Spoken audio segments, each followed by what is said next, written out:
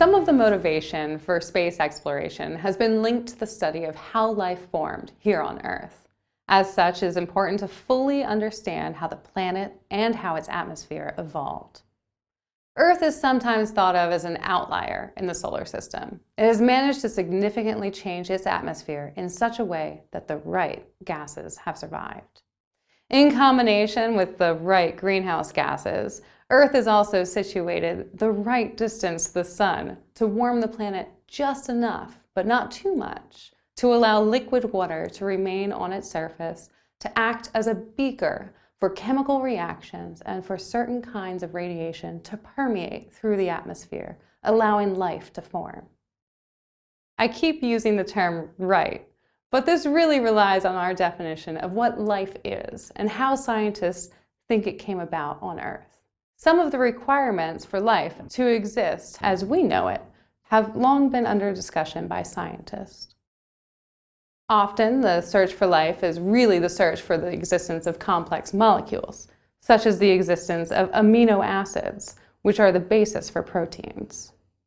Amino acids are made of simple, abundant on Earth elements: hydrogen, carbon, nitrogen, and oxygen.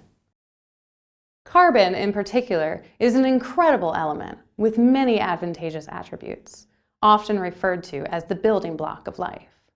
While the initial atmosphere of Earth might have looked very similar in composition to Venus and Mars, a secondary atmosphere developed, which contained ammonia, methane, and water, amongst other things. In the 1950s, Harold Urey and Stanley Miller conducted an experiment based on the hypothesis that this primitive atmosphere, combined with a liquid water environment, is how life started.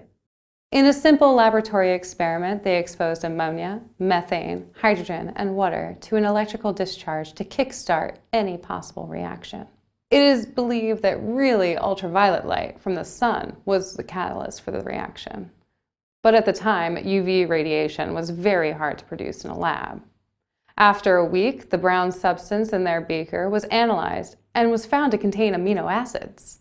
This experiment demonstrated the possibility for life to have been present once the planet cooled enough for Earth to support liquid water as a reaction medium. Of course, this is a long way off from what you might consider life.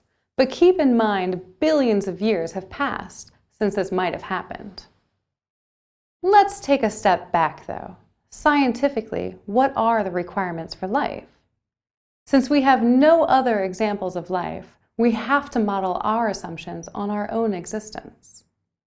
These requirements are: 1. The presence of carbon, being able to form complex chemistry.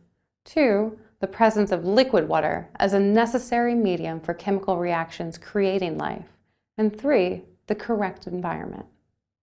For the correct environment, scientists often use the term habitable zone, in which the proposed planet must lie within. Much of the assumptions going into the habitable zone are based on the star the planet orbits, the type of star, longevity, type of radiation given off, and the atmosphere of the planet, composition, greenhouse effect. Further scientific exploration of space will help answer these questions, along with just how unique our planet and its atmosphere really are, and how they came about.